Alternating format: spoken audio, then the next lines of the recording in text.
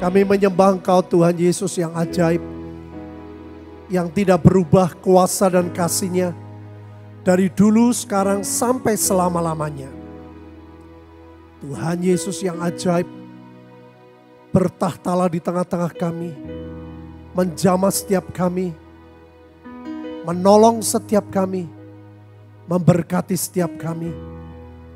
Karena Kau Tuhan yang sangat baik. Puji, hormat, kemuliaan hanya bagi nama Yesus.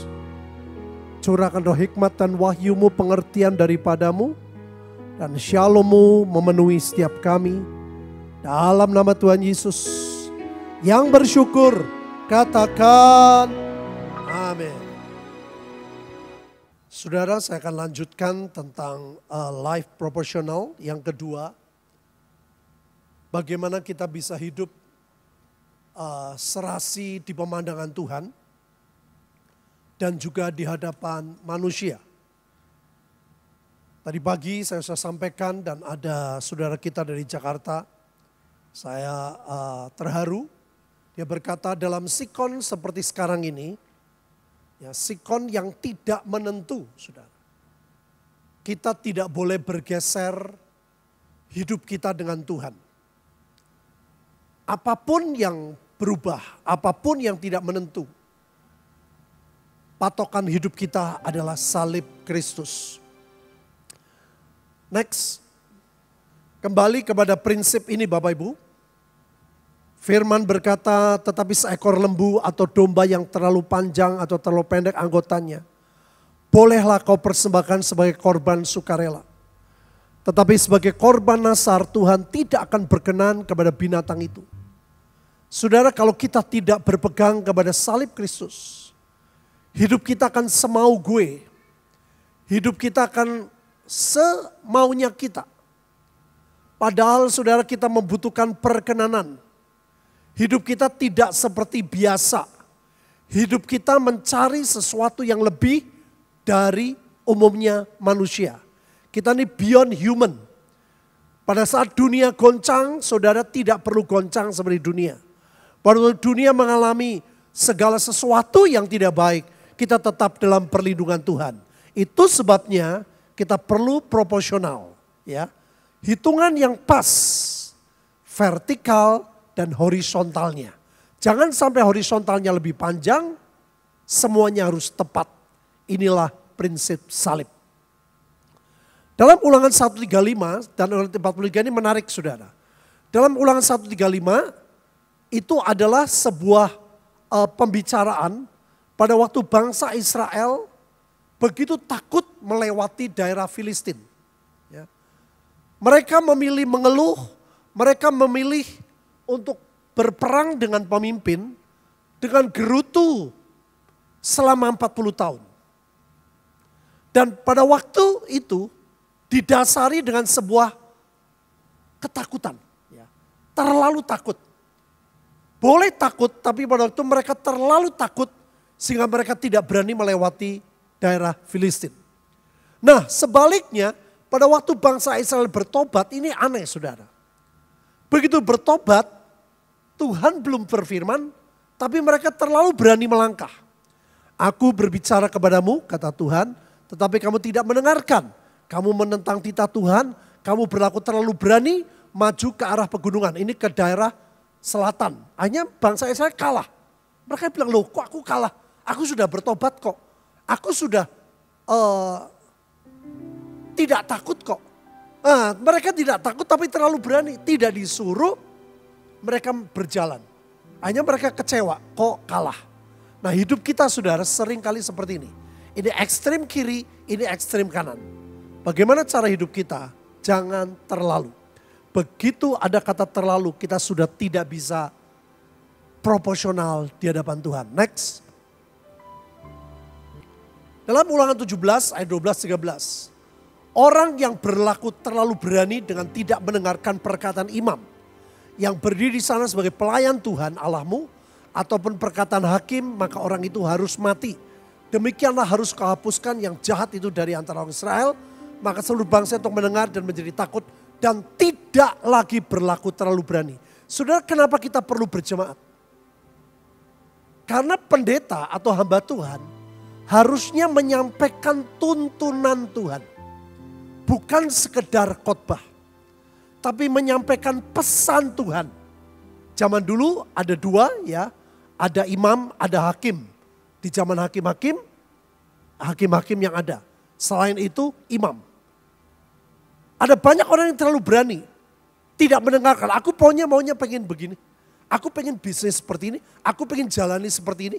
Saudara nggak perhatikan firman. Sehingga kita bisa rugi. Kita bisa mengalami keadaan yang tidak baik. Akhirnya kita menyalahkan Tuhan. Ya, selalu dengan kata terlalu. Demikian juga nabi. Seorang nabi yang terlalu berani untuk mengucapkan demi namaku perkataan yang tidak kuperintahkan untuk dikatakan olehnya, atau yang berkata demi nama Allah lain, nabi itu harus mati. Apabila seorang nabi berkata demi nama Tuhan dan perkata tidak terjadi, tidak sampai, maka itulah perkataan yang tidak difirmankan Tuhan. Dengan terlalu berani nabi itu telah mengatakannya, maka jangan gentar kepadanya. Saudara, hari-hari ini sedang begitu banyak ya pengajaran-pengajaran, khotbah-khotbah, pernyataan-pernyataan membuat orang jadi bingung. Ini dari Tuhan atau dari setan? Saudara, gampang. Lihat saja yang difirmankan itu terjadi atau tidak. Kalau yang difirmankan tidak terjadi, saudara nggak usah takut, kata Tuhan.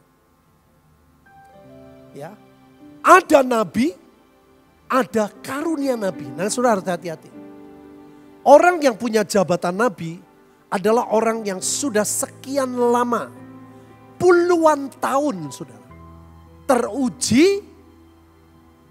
Apa yang dia dapat terjadi, apa yang dapat terjadi. Puluhan tahun baru disebut nabi. Tetapi kalau dia belum mengalami puluhan tahun, itu belum nabi, karunia nabi. Nah, karunia nabi apalagi, saudara. Jangan cepat-cepat berkata, Tuhan berkata. Lebih baik saudara berkata, aku kok merasa ya. Coba tolong dicek. Saya senang loh. Pendoa-pendoa kita rata-rata seperti itu. Tolong dicek. Kok aku berasa seperti ini ya? Kok aku berasa seperti itu ya?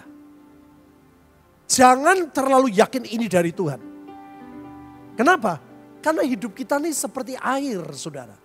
Tubuh manusia ini sebagian besar dari air. Tuhan seperti matahari. Pada waktu matahari itu menyinari, kalau airnya bersih, itu memunculkan pelangi. Tuhan ingin ungu, sudah bisa berkata merah. Itu sebabnya Alkitab berkata apa? Nubuat tidak sempurna.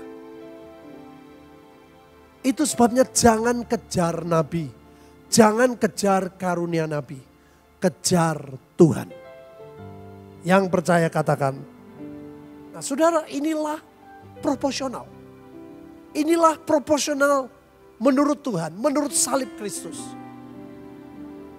Apalagi kalau orang yang punya jabatan nabi atau karunia nabi lagi pusing, lagi banyak pikiran. Begitu sinar masuk, firman berkata tidak, kita berkata iya. Bertentangan, ini bahaya sekali. Jadi, hiduplah proporsional. Jangan terlalu, begitu terlalu Bapak Ibu, kita ini tidak proporsional. Next. Ini dalam kitab Hakim-Hakim. Pada waktu Gideon akan mengalahkan musuh. Saudara, Tuhan itu ajaib. Tuhan kepingin supaya umatnya itu tahu. Bukan karena kekuatan kita. Bukan karena hebatnya kita. Tapi karena Tuhan. Pada waktu itu mereka terlalu banyak. Berfirmanlah Tuhan kepada Gideon, terlalu banyak rakyat yang bersama dengan engkau. Daripada yang ku kehendaki untuk menyerahkan orang Midian ke dalam tangan mereka. Jangan-jangan orang Israel memegahkan diri terhadap aku. Sambil berkata, tanganku sendirilah yang menyelamatkan aku. Sebenarnya itu sebabnya kadang-kadang Tuhan izinkan. pada waktu kita banyak, pada waktu kita kuat, Tuhan izinkan kita mengalami hal yang tidak enak. Sampai kita melihat bahwa Tuhanlah yang menolong. Sampai mulut kita mengaku bahwa Tuhanlah penolong kita. Bahkan disortir terus saudara. Tuhan berfirman ke Gideon, masih terlalu banyak rakyat. Suruhlah mereka turun minum air, maka aku menyaring mereka bagimu di sana. Siapa yang kufirman kepadamu, inilah orang yang akan pergi bersama dengan engkau. Dialah akan pergi bersama dengan engkau. Tetapi barang siapa kufirman kepadamu, inilah orang yang tidak pergi bersama engkau, dialah yang tidak akan pergi. Saudara, Tuhan atur luar biasa. Mengapa kita hidup harus bergantung sama Tuhan? Ini masalahnya. Segala sesuatu tanya Tuhan. Jangan menurut pemikiran kita sendiri. Saudara, beberapa waktu lalu ya, ada uang ini, uang itu, ini untungnya gede. Saudara, kalau kita nggak tanya Tuhan, kita bisa salah. Firman sudah memberikan sebuah arahan. Sudah memberikan sebuah proporsional. Harta yang cepat didapat katanya, akan cepat hilang. Harta yang dinikmati sedikit demi sedikit, dia akan menjadi seperti yang Tuhan mau. Jadi jangan cepat-cepat, oh ini pasti untung. Oh ini pasti baik. Belum tentu Bapak Ibu. Hati-hati. Dalam sikon seperti ini, betul-betul kita harus jangan melihat banyaknya, tapi yang penting apa kata Tuhan. Yang sepakat katakan next. Saudara, ini bagus banget dalam Amsal dan Pengkhotbah. Kalau engkau mendapat madu, makanlah secukupnya. Janganlah sampai engkau terlalu kenyang dengan itu lalu memuntahkannya. Saudara, Tuhan baik. Yang percaya katakan Tuhan baik. Amin. Tapi saudara, kebaikan Tuhan tuh gak ngawur. Kita menikmati madu kebaikan Tuhan. Tapi Tuhan gak membuat kita sampai lupa diri. Kita mengakui ini Tuhan. Ini karena Tuhan. Maka kata secukupnya ini penting sekali sudah. Dalam doa Bapa kami, berikanlah kepada kami makanan kami yang, saudara, hampir setiap bulan sekali saya ke Tegal, ke kota kelahiran. Bapak Ibu tahulah, setiap orang yang punya kota kelahiran, selalu banyak kenangan makanan yang kita suka. Saudara, biasanya saya mau berangkat, orang dari Tegal sudah SMS saya, Pak mau makan apa siang ini? Yang di pikiran saya sudah muncul. Makanan A, B, C, D, E, F bisa 7 macam Bapak Ibu. Karena pengen semua. Karena kangen. Tapi kenyataannya begitu saya sampai, baru dikasih 1 jenis makanan sudah. Saya sudah kenyang banget. Saya sudah merasa itu cukup. Bapak Ibu tahu di Tegal itu ada makanan namanya klepon. Klepon itu paling enak seluruh dunia, saudara. Sungguh. Saking enaknya saya bilang, klepon jangan lupa ya. Gak kemakan Bapak Ibu. Sampai besok gak kemakan. Saya pikir inilah yang disebut serakah. Saudara. Jadi kita harus tahu. Semua pada porsi yang tepat. Ini pengkhotbah bagus banget saudara. Pada hari mujur, Tuhan suruh apa Bapak Ibu? Bergembiralah. Tetapi pada hari malang ingatlah, hari malang itu pun dijadikan Allah seperti hari mujur. Artinya apa? Harus tetap. Orang Kristen yang Tuhan mau. Pada waktu Tuhan mengangkat engkau tinggi. Engkau tidak sombong. Engkau tidak lupa daratan. Orang yang seperti itu, pada waktu Tuhan izinkan engkau di bawah, engkau tidak merasa tertekan. Karena engkau tahu di atas bersama Tuhan, di bawah pun Tuhan menyertai kita. Yang percaya katakan, itulah proporsional. Supaya manusia tidak dapat menemukan sesuatu mengenai masa depannya. Saudara, kenapa Tuhan izinkan hari malang, hari mujur? Supaya kita gak sombong. Kalau kita sudah sombong, oh aku punya hitungan. Ini pasti untung. Aku punya pengalaman, ini pasti baik. Belum tentu. Dunia semua berubah terus.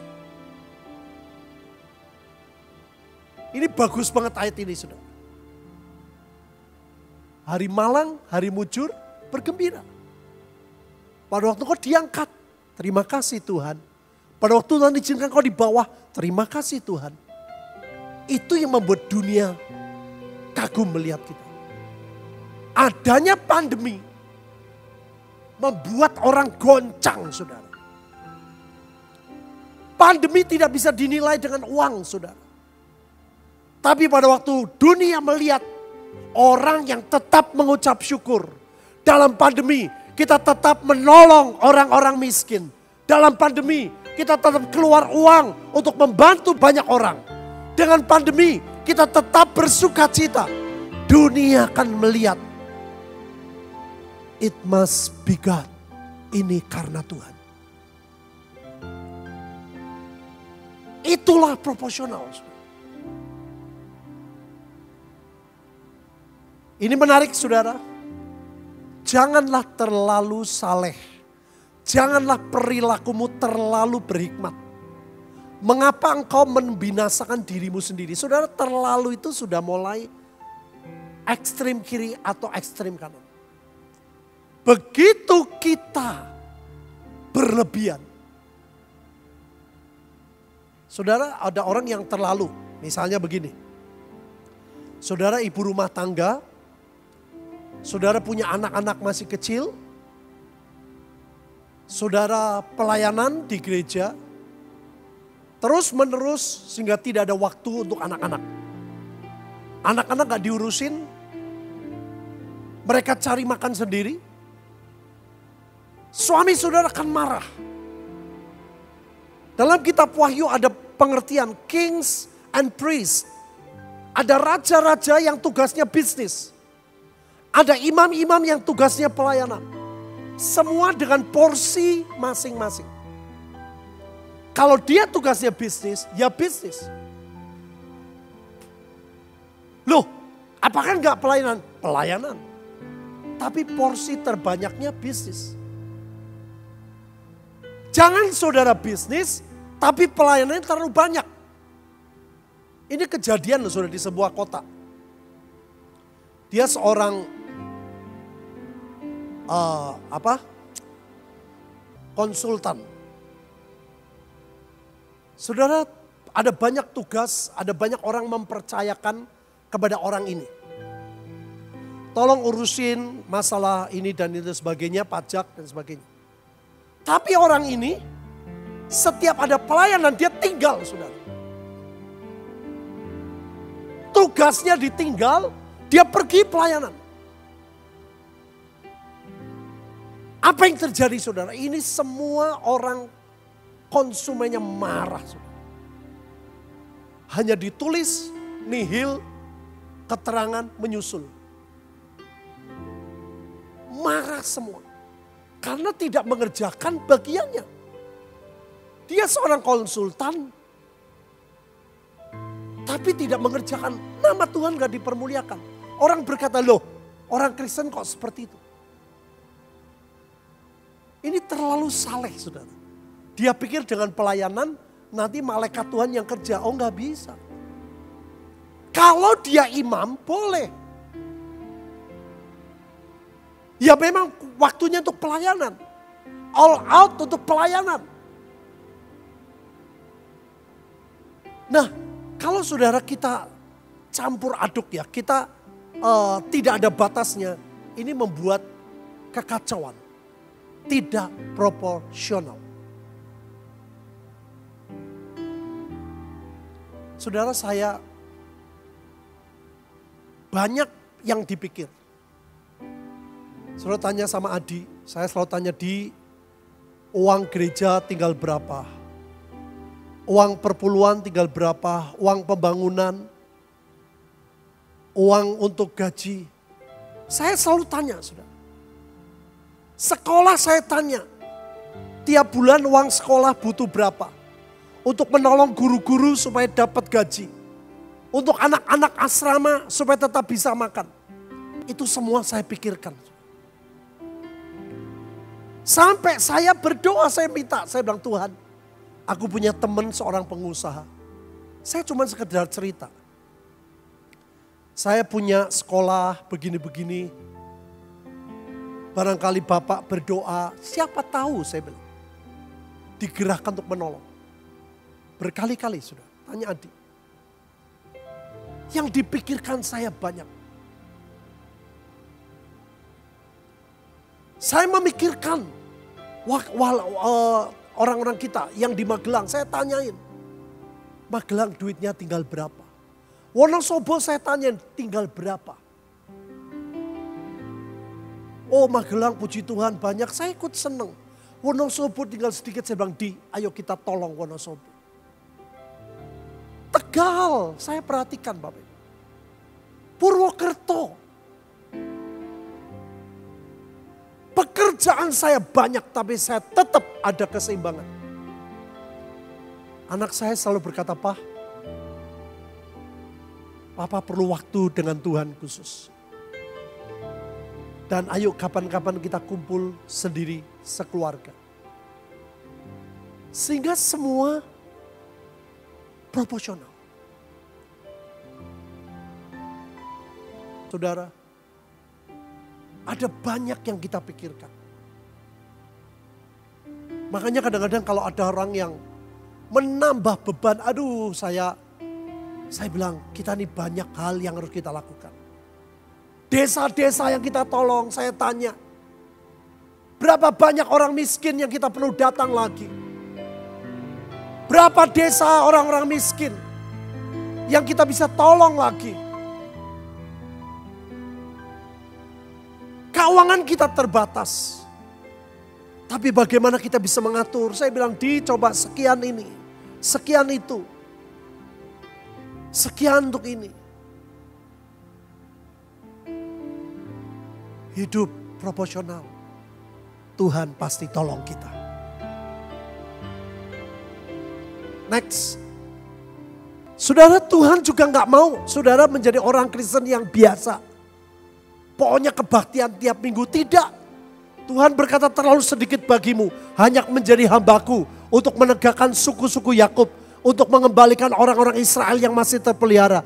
Tetapi aku membuat engkau menjadi terang bagi bangsa-bangsa, supaya keselamatan yang daripadaku sampai ke ujung bumi. Saudara, pekerjaan kita banyak. Kita tidak hanya kebaktian-kebaktian. Kita menjadi gereja yang misi, yang menolong, yang harus memberitakan Injil.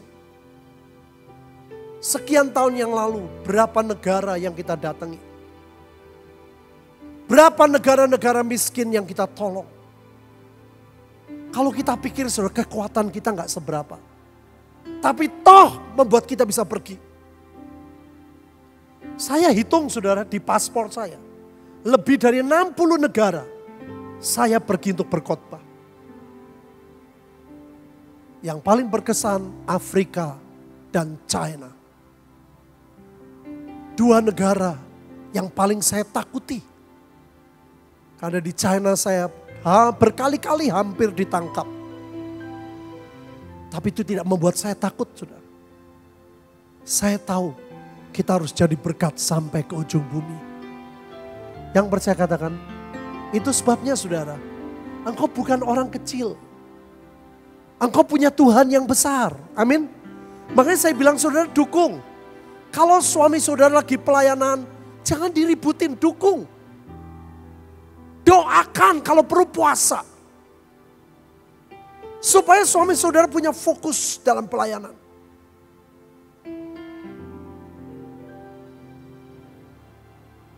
Banyak yang saya pikirkan. Tapi tetap harus proporsional. Tuhan di atas segalanya. Yang percaya katakan, saya sebagai suami, saya harus punya waktu dengan istri. Saya harus punya waktu dengan anak-anak. Dan terlebih itu saya harus punya waktu dengan Tuhan. Maka sudah tahu, tiap pagi saya bangun pagi, jam 4 lebih saya bangun. Saya berdoa, saya baca Alkitab.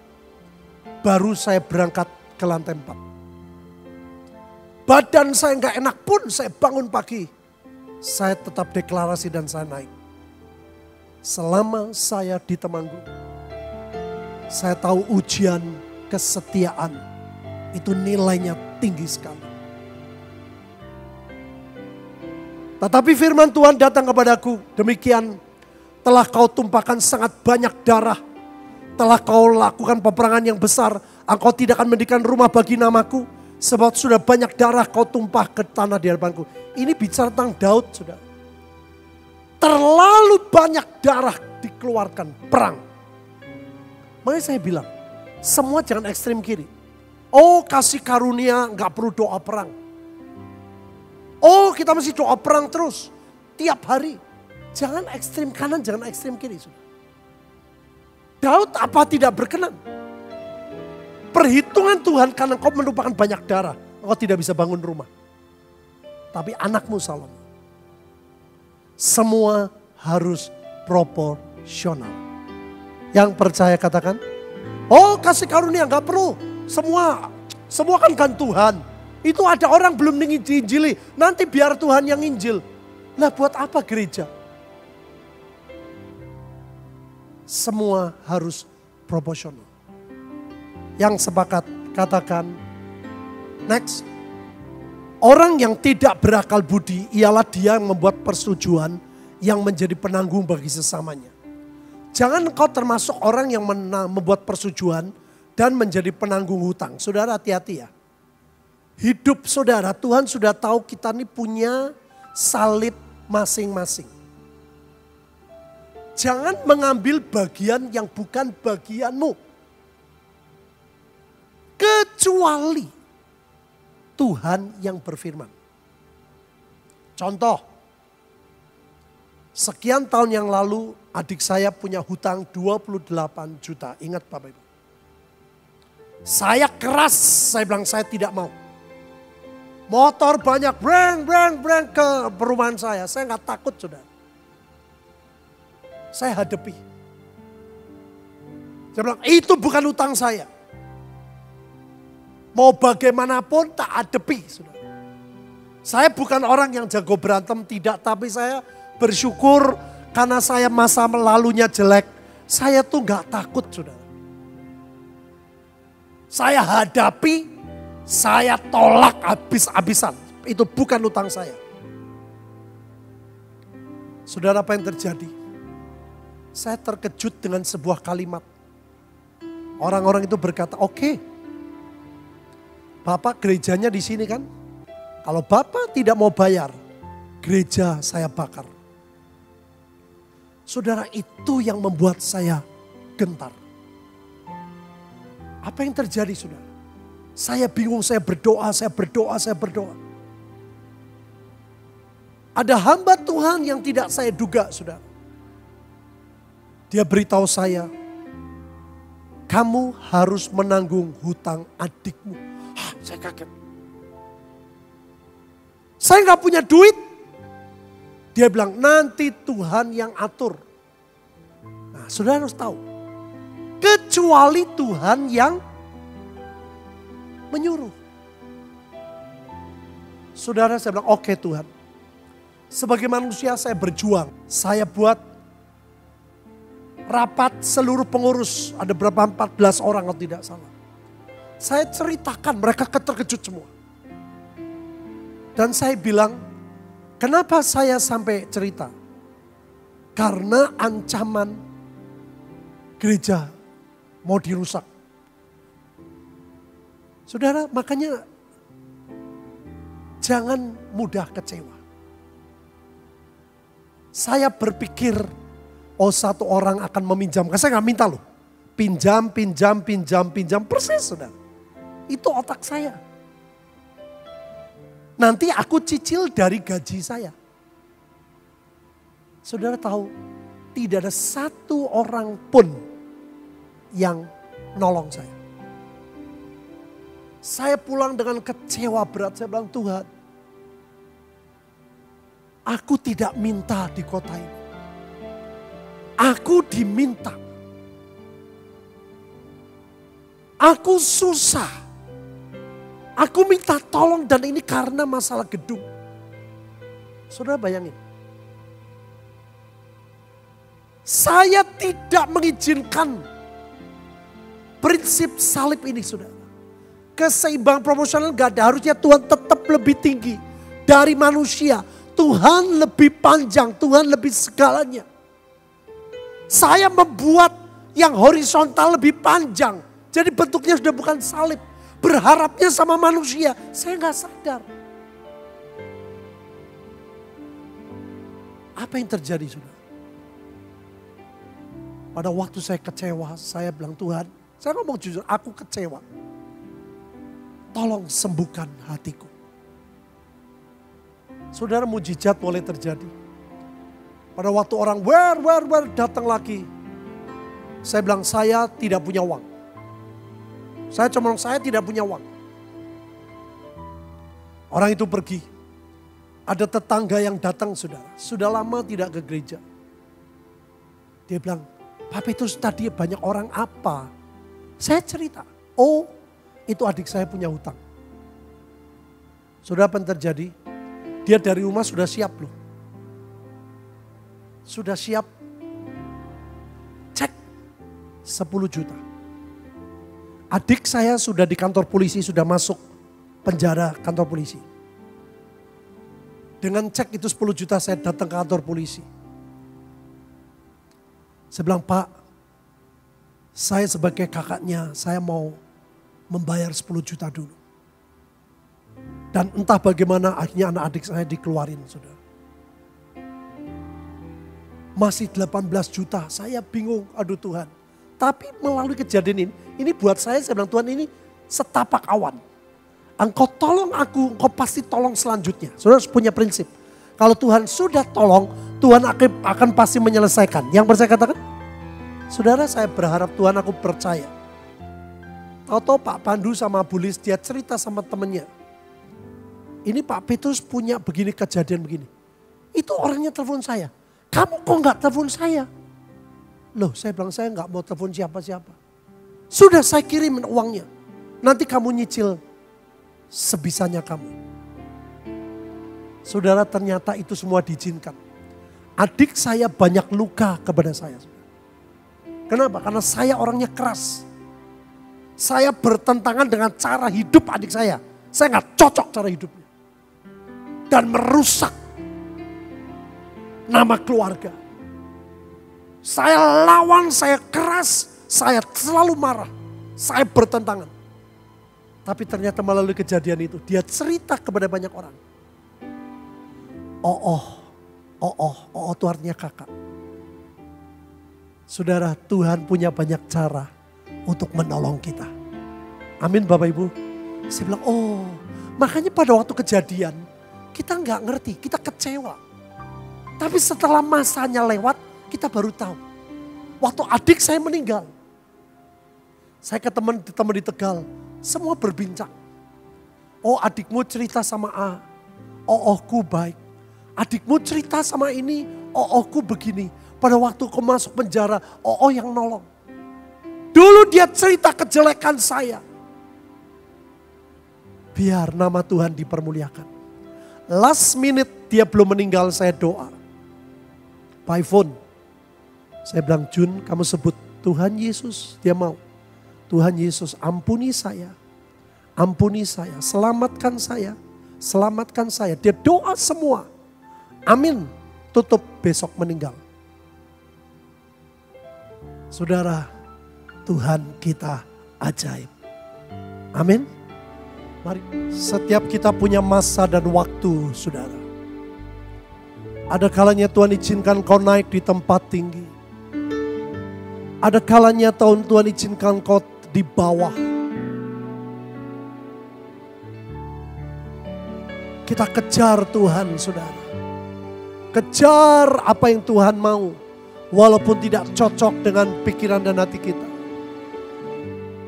Kami angkat roti dan anggur ini, Tuhan. Ini adalah tubuh dan darah-Mu yang memampukan kami hidup seperti apa yang Kau mau. Yang memampukan kami berjalan di dalam anugerah. Ada banyak orang yang lebih susah dari kami. Ada banyak orang yang lebih menderita dari kami. Ada banyak orang yang lebih banyak alami tantangan jauh lebih dari kami. Beri kami ucapan syukur. Amin.